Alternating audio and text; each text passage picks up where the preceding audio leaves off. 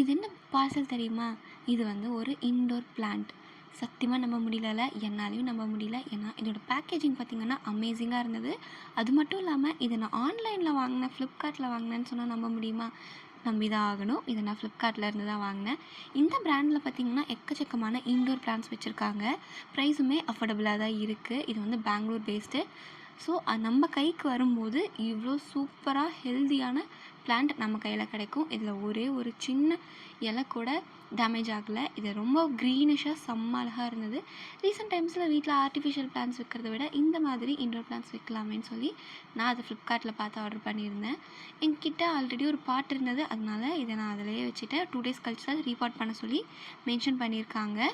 இதுலேயே பார்த்திங்க அப்படின்னா இன்ஸ்ட்ரக்ஷனும் கொடுத்துருவாங்க. இந்த பிளான்ட்டை எப்படி நம்ம ரீபாட் பண்ணணும், எந்த மாதிரி டெம்பரேச்சரில் வச்சுருக்கணும் அப்படின்னு சொல்லி இவங்களே மென்ஷன் பண்ணிவிடுவாங்க.